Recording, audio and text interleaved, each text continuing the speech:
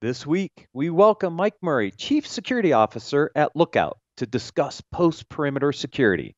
In the leadership and communication segment, 94% of CIOs and CISOs have to make protection compromises, accelerating business through customer centricity, 5 states dominating tech employment, and more. Business Security Weekly starts now. This is Security Weekly, for security professionals, by security professionals. Broadcasting live from G-Unit Studios in Rhode Island, it's the show where we explore the business of security to improve the security of business. Your trusted source for actionable insights on leadership, communication, and innovation. Get ready for Business Security Weekly. The question is simple. Have any of the systems on my network been compromised? The answer is harder than it should be. Enter AI Hunter. Active Countermeasures has automated and streamlined techniques used by the best pen testers and threat hunters in the industry to create AI Hunter, a network threat hunting solution that does the first pass of a hunt for you to identify systems that are most likely to be compromised and scores the results on a scale from 0 to 100. You can then research those systems in depth with AI Hunter. Focus your valuable time on the systems that need your expertise with AI Hunter. Sign up for a personal demo today at securityweekly.com/ACM.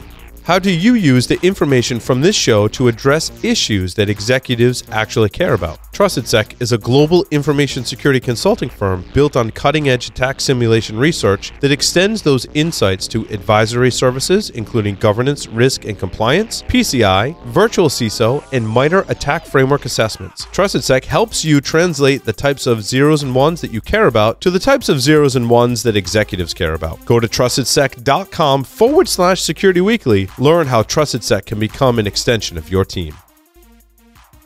Welcome to Business Security Weekly. This is episode number 123, recorded April 8th, 2019. I am your host, Matt Alderman, here in Colorado, joined by my co-host, Paul Asadorian, in G-Unit Studio. Hey, Matt, it's good to be back. I feel like it's been forever since I've actually done a podcast, so it's good to be back. Yeah, we were together 2 weeks ago in studio, and then we went to Secure World Boston, then InfoSec World. You had the family down at Disney, so it seems like a long time, but it really wasn't that much. Yeah, true. I'd like to welcome ServiceNow as a new sponsor to Business Security Weekly. Yay. We all know ServiceNow for their IT service management offerings, but they have also been building security operations and governance, risk, and compliance offerings. To learn more, please visit securityweekly.com/ServiceNow, and we will get their advertisement on here very soon. Also, join your CISO peers at the Global Cyber Innovation Summit, May 1st and 2nd at the Sagamore Pendry in Baltimore, Maryland. This is an invitation-only event. Please visit globalcybersummit.org/request-information to request your information for the event.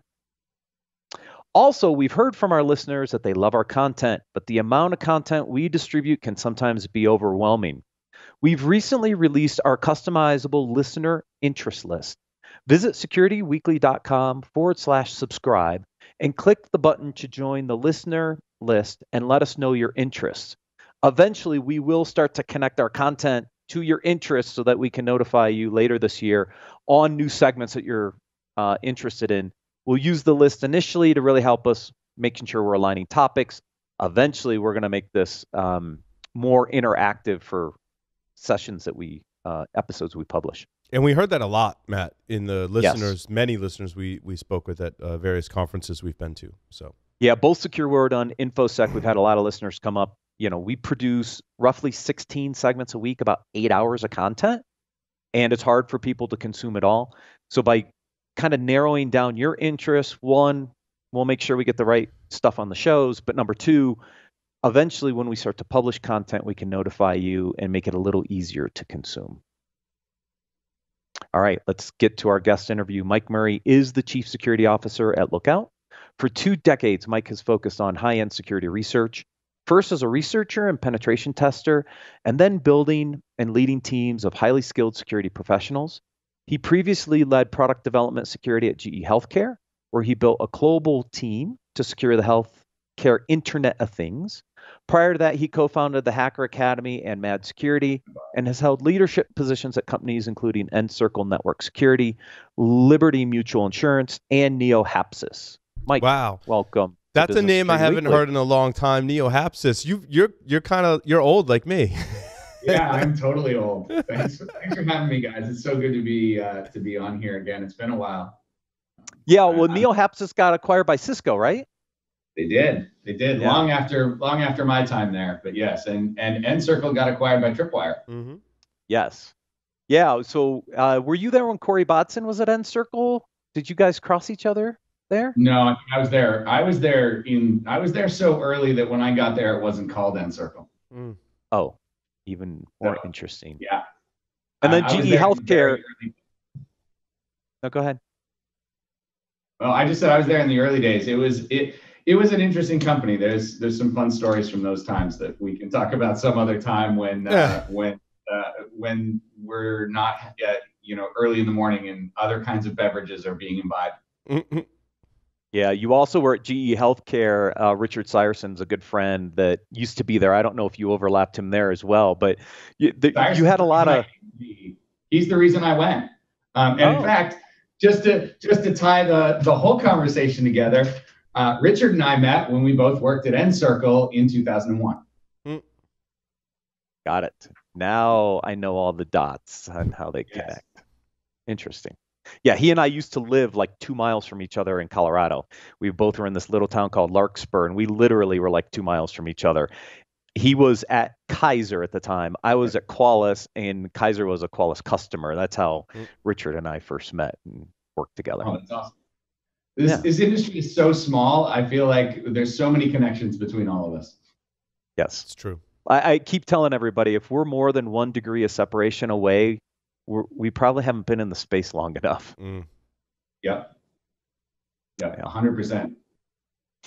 All right, so let's talk post-perimeter security. You and I had a really fun kind of prep call for this discussion because I think you and I think a lot alike about the problem that is coming to the security industry when we think about the shift away from the network and the perimeter and the shift over. Let's frame the problem statement first a little bit, Mike.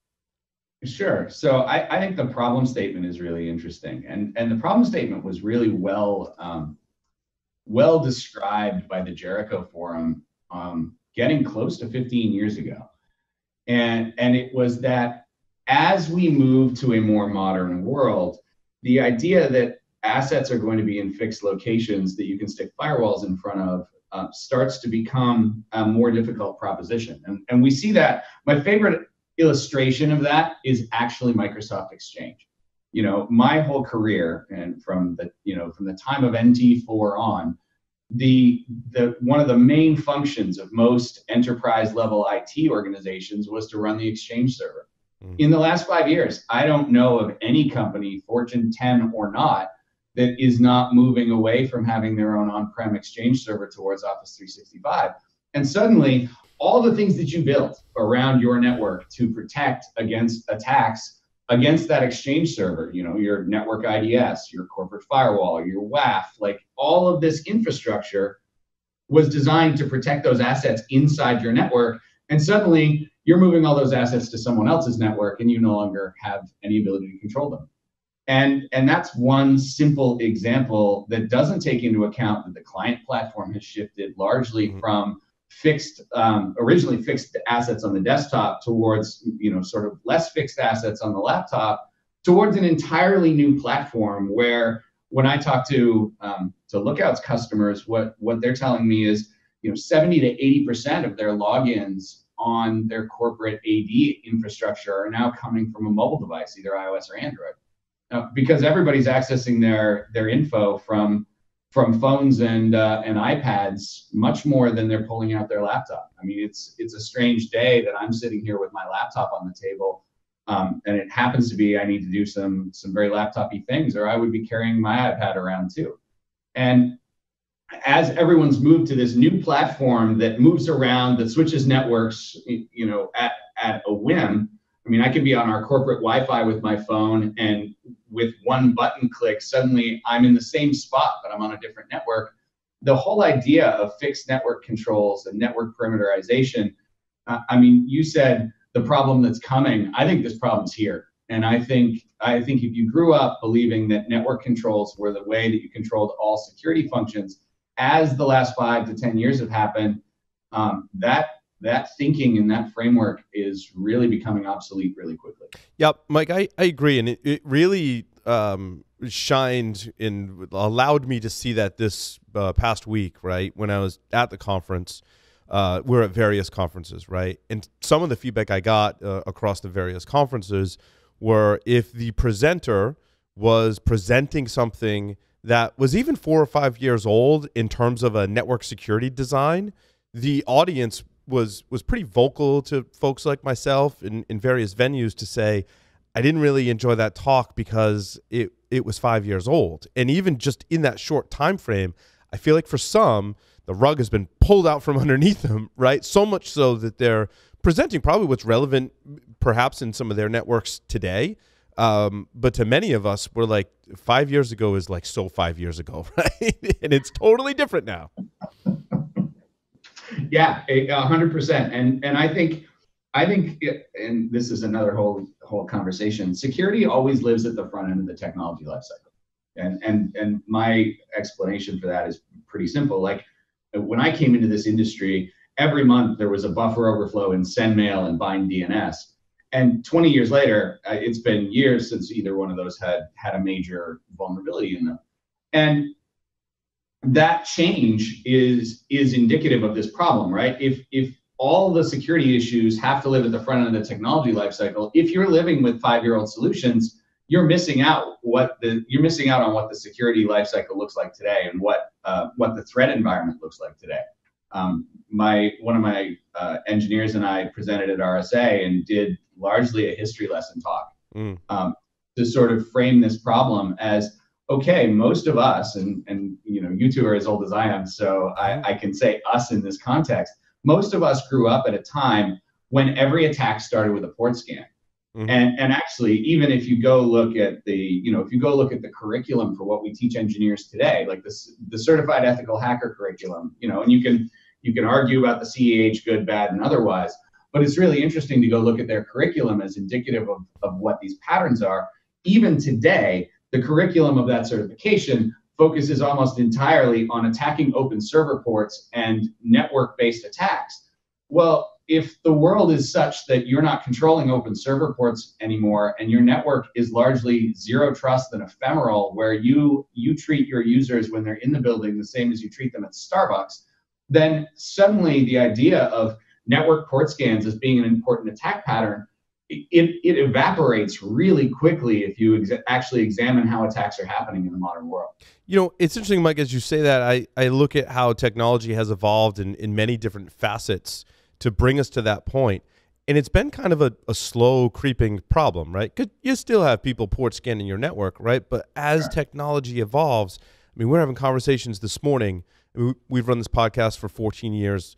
Largely, I mean, microphones and stuff need to be plugged into something physical. But now we're looking at technologies where a lot of that goes away. I mean, sure, we're still going to have a microphone, right? But in the background, users in the enterprise are adopting mobile, as you've said, right? Technology is advancing, even in the AV industry, advancing where it's becoming accessible. And a lot of this stuff is done in software now. And we don't need physical hardware anymore. And it really changes the game in terms of security. And I think there's pros and cons to it, of course. But I think from moving forward with security and technology together, if we get together with the technology folks, we really have an opportunity to really secure our systems in new ways. Well, I think we have to too, because if we don't, we're going to still be prescribing solutions that no longer make sense. I mean, port scans is one of my favorite things to rant about right now, because when you talk about, like, I encourage everybody who's watching, go port scan your iPhone. Yeah.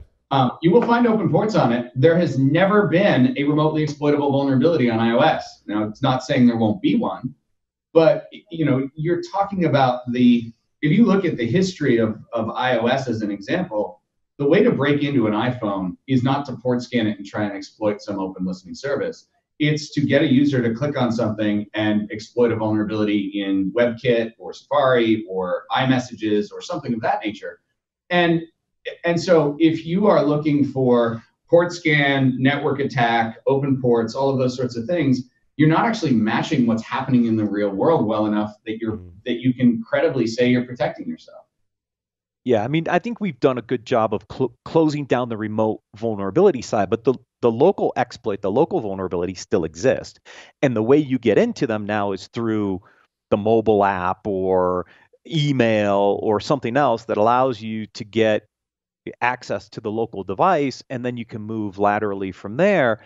And so, to your point, the network is not the way we should think about it, right? We've talked, Paul and I have talked about this for a while, because this was part of the thesis on my 5-year strategy plan when I was at Tenable, is that the network attacks will shift to the new perimeter, which is really a combination of the application and the user. And when we get through this transformation, to me, I think there's only 3 things that survive: app, user, data controls, because that's where everything will be centralized. The network, to your point, will be completely abstracted away. Most of our endpoints will even be abstracted away, or we won't be able to run an agent on them, like in the case of iOS, right? And so that shift is very different to think about of how do we now start to solve the next generation of security in this new world, because everything we've deployed completely vanishes from underneath of us. Yeah, and I think you can see that change happening even in the network standards, right? And the 3 of us grew up kind of at the same time, so I'm pretty confident that I can say this. When we were growing up, largely layers 1 and 2 of the OSI model are abstracted enough away that I don't think very many of us ever really considered layer 1 and 2 security as problems we had to handle. I think what we're going to see over the next couple of years is layers 3, 4, and 5 start to go away as well. And you can see that most interestingly in the HTTP 3 standard. And this is going to be sort of arcane and technical for a moment, but HTTP 3 is really interesting because for the entire time that I have been in this industry, HTTP is run over TCP port 80 and HTTPS is run over TCP port 443, right? If you go look at the HTTP 3 standard, they're talking about re-implementing HTTP to run over UDP. That is such a radical change that if you did that 15 years ago, it would have broken every firewall and everything pretty much. The entire internet would have exploded. And the fact that we can consider changing something as fundamental as which layer 4 protocol HTTP runs across, even if they don't actually implement it that way, the fact that we can consider that the world is abstracted enough that you can change HTTP fundamentally, that tells you how little those network protocols are required to maintain that stability for our security at this point. And the common phrase that you hear, and Matt, I love your app user data characterization. The common phrase that I keep hearing is identity is the new perimeter. And I think the most important thing to realize is that and I said this at RSA, I said that I think it's become trite to say that. There's 40 booths at RSA that have that slogan on them, but no one's thinking about what that means from the attacker perspective. When I grew up in pen testing, we spent a lot of time thinking about network control evasion. The attackers today are not thinking about network control evasion. They're thinking about evasion of other controls. So for example, if I want on your iPhone, I've got to get you to exploit, I've basically got to exploit one of those client-side vulnerabilities. So I've got to get you to do something. 5 years ago, how I would have gotten you to do something is mostly I would have sent those messages through email and I would have email phished you. But I don't know any company at this point or any organization that hasn't deployed good anti-email phishing controls, even just within Gmail or Office 365 or whatever your corporate system is. So what are all the nation states doing? If you look at all the serious, highly resourced attackers on mobile, they're attacking through what we would call phishing, but every one of them is using a different channel, right? It's messages, it's SMS, it's WhatsApp, WeChat, Facebook, Instagram, Twitter. They're going everywhere where your email controls aren't. The same way that we tried to evade firewalls and network IDSs 15 years ago. And so when I hear the phrase identity is the new perimeter, or that idea of app user data, you have to realize the attackers already realize this, and they're already starting to go where the controls are weakest. And it's happening globally. We see it pretty much everywhere. It's interesting. Yeah, I spend a lot of time in hotels and recently a theme park. And based on what Mike's saying, the way I would model my attacks are very different today, right? I'm not, and I like what you said about the transport layers in between. They're just that today. They're becoming just the transport layer. What I'm going to attack is the application and the user. Because to get into your hotel room in certain magical resorts, you can unlock your door from your phone via the app, right? That's a feature that they've implemented. That completely changes the attack surface today and how you go about, accomplishing your goals as an attacker today. Before, as Mike was saying, because we're all, somewhat older and more experienced, right? We've been in this industry for a while. Before, we might have said, oh, we're going to do a network-based attack. We're going to maybe get into the, the badge reader system and port scan it and break it. Now it's completely different. It's like, well, if the functionality has moved to the application that the user uses, that's where attackers are going to migrate to as well. Exactly. You got it. And if I get your password and username for that app, then I can just go download myself a copy. Mm-hmm. Right? Yeah, and I can unlock your door without any of the network stuff that you just talked about. Yeah, and I think that's why identity is an important aspect of it, but it's not everything, right? You need that application protection. Those have to be done in conjunction with each other. Yeah, that's why I do. Oh, go ahead, Matt. I was going to say, Mike, I said, that's why I don't think identity by itself necessarily is the new perimeter. I think it's that combination of the app and the identity. It's that combination that becomes that kind of new perimeter, because the way most people interact with other systems is not only you logging in, but then it's through that application, especially mobile applications, right? I still, to this day, do not trust mobile banking apps. I'm just scared to death that somebody gets access to my bank account. So I don't do it. But that's what we're talking about is if somebody takes over that application on your phone and perpetrates you as a user, that attack vector and how you protect against is very different than what we're doing today. Yeah, 100%. But I think what I think is funny about this is a lot of it goes back to stuff we all know, right? Microsoft more than 10 years ago said something to the effect of, if someone else has root on your computer, it's not your computer anymore. Mm-hmm. And I think fundamentally, a lot of this comes down to, we're talking about this device as the sort of central point for a lot of this conversation. And if that device is not well protected, if you don't have a good sense of the integrity of that device against attackers, all the things you do on it are suspect. I mean, people like to talk about the security of Face ID and the security of, before that, Touch ID and fingerprint readers and stuff like that. All of that is great, but if someone malicious has rooted the device, it doesn't matter how cryptographically secure the proofs are around the assessment of your biometric identity, because the device is in somebody else's hands effectively. Like, there's a big, and this is not any different than the traditional Windows laptop use case or even Windows desktop use case, except that we tend to not think about it in the case of the mobile device. We tend to think that, and this is across the board the conversation that I have with a lot of people, isn't this device a lot more secure than an old Windows laptop? And the answer is yes, but you're not up against adversaries from 2003 who were attacking those Windows laptops. You're up against adversaries from 2019 who know all the things that adversaries in 2019 know.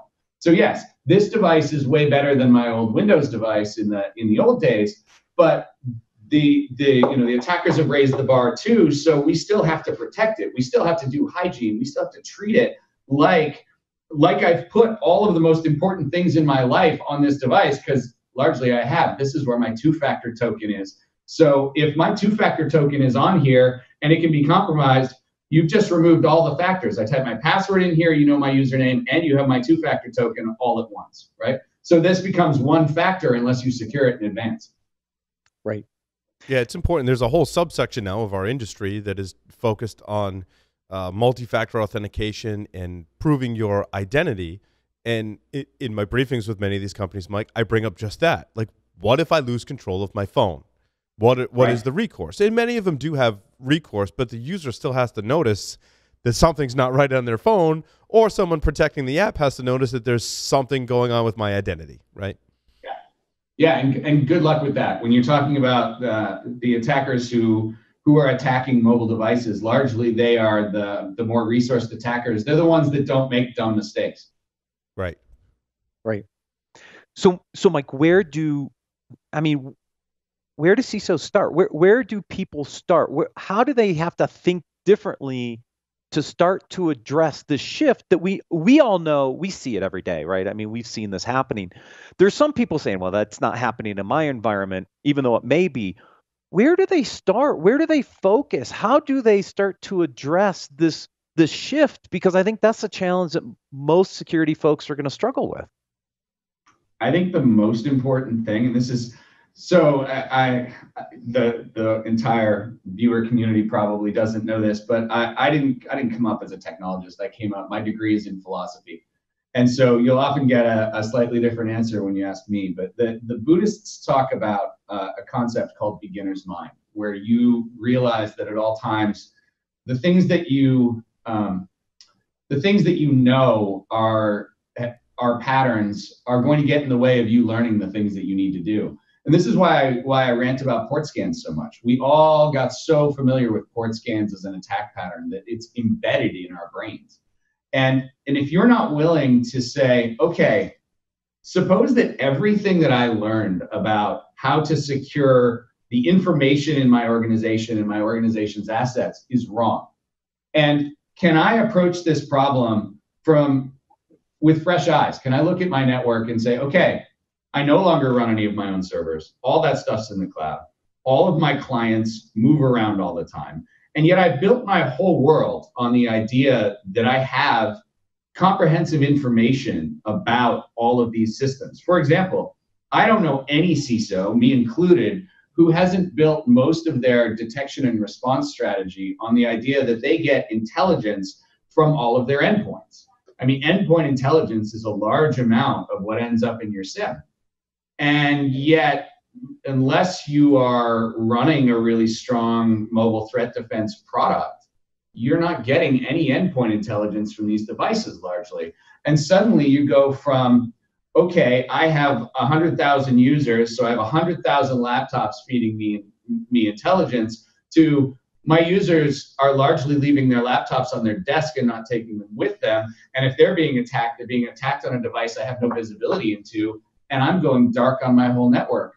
Well, if you haven't stopped and thought about that and thought, okay, how do I secure the new reality? How do I secure the new environment that I'm in? You are probably just moving forward, doing the same things you've always done. Oh, instead of, I'm going to pick on vendors just because I'm using them as an example. Don't take this as reflective of my opinion about any individual vendor, but I'm going to spend a ton of time thinking about, should I upgrade from McAfee and Symantec to CrowdStrike and Cylance? That's an interesting question, but it's a much more interesting question to me to say, okay, I've got coverage on my traditional assets. What can I do in my environment to give me coverage on this set of assets that are outside of my control, that are outside of the way I've always done things? And how does my entire strategy have to shift? And you really have to approach that from the idea of, oh, maybe I don't understand how to do this. I mean, none of us grew up with cloud. None of us grew up with the idea of ephemeral assets that don't have the same IP address from one day to another. But that is the reality we live in today. And if you're not willing to challenge those assumptions and the things that got you here, you're going to have a really hard time living in this reality. Yeah, I mean, and I think that's the challenge, right? I got mobile devices, I've got users, I've got these new applications that are servicing up my new users. And if I don't have visibility into that new stuff, even though I still have a data center or I still have on-premise devices, I'm blind to a big portion of what I used to be able to see on the network. And it's that shift that I think is difficult for people to figure out, is how do they shift budgets? How do they shift priorities and really get that visibility back so that they can detect and identify when an attack has happened? Yeah, I heard a great statistic the other day, and I don't remember which analyst firm this was from, but that the Windows endpoint market is still like a $6 billion market or something to that effect, whereas the protect Android and iOS market is a few $100 million market, even though when you look at your network, your users have more phones connecting to your assets than you have laptops connecting to your assets. It's a strange set of cognitive dissonance that allows most of us in this industry to walk around the RSA show floor and solve problems that we should have been solving 10 years ago and completely ignore the problems that we should be solving today because we're much more comfortable with the problems of 10 years ago than we are with the problems of today. It's like when I talk to people about container security. I mean, I think container security is a fascinating place where you've effectively abstracted away the entire network for anything on the same Kubernetes cluster. Everything's talking without ever leaving to a network. And people aren't even conceiving of some of those problems and the attack patterns that come along with them yet. But they're already running everybody I know is running to Kubernetes in the cloud. And so we're running to the technology. I think it was Paul that said it earlier about needing to align with where the technologists are going. We really need to go look at what that cutting edge stuff is and derive entirely new security patterns for it, because I think the attackers are ahead of us on this one. Well, I agree with you. Coming out of the container security space, we're actually going to talk about this on Application Security Weekly today. I mean, you're right. The network, even Kubernetes is going to be abstracted away. That's what AWS Fargate does, right? Pretty soon, you're not even going to own the orchestration layer. You're literally, the only thing you're going to do at some point is take a set of containers, throw them into a Fargate, tell them how much memory and CPU, and give them a gateway IP address, and the rest is taken care of for you. What do you secure outside of the container itself in that world? Right, exactly. And if you're not thinking about that problem, your users are going and putting key corporate assets there, and you are blind to that. And if you're not willing to say, oh, wow, maybe yet another network DLP solution doesn't solve this problem. Yep, that's exactly right. Oh, the challenges we all get to face in the years to come. Paul, any other questions for Mike while we have him? No, not on this topic, certainly. I want to thank Mike, and I've chatted several times in the past. Mike's helped me out in various aspects of my career. And so are you still doing, you were doing some like career kind of consulting. Are you still doing that kind of on the side, Mike, or? I'm doing it on the side. We used to do this thing called Information Security Leaders. Lee Kushner and I started it many, many years ago because we saw a real gap in this industry around good career advice and good ability to manage one's career. I think that gap's largely been filled. I mean, I think, if you look at besides Las Vegas, Higher Ground, and a lot of the things around mentorship that the community has picked up. I mean, the community is really doing a much better job today than we were 10 or 12 years ago around helping people shepherd themselves through this security landscape that's often really hard because, like I said, it does live at the front of the technology lifecycle. So you reinvent yourself a lot in this industry, and much more than you do if you were in a traditional industry like accounting. And so I think that it's really great. There's so many people now who are doing a good job of helping guide, especially the younger folks. And now there are also things like security degrees, which didn't exist when we were all growing up. I think the industry is doing a much better job, but I will always take time, to talk to anyone who has career questions, who wants career advice or wants a perspective. My DMs are open on Twitter. You can always find me. And I'm always happy to help and give whatever perspective I can give, because I think it's important that we all give back. I mean, I love this podcast and all the other podcasts in the space that are helping people navigate through this. So, always happy to help anybody who wants that kind of help. Awesome. Thanks, Mike. That's great. Mike, thank you for joining us on Business Security Weekly. No, thank you guys for having me. It's always a blast. I always love hanging out with you guys. All right, we'll take a quick break and then cover the leadership and communications articles for this week.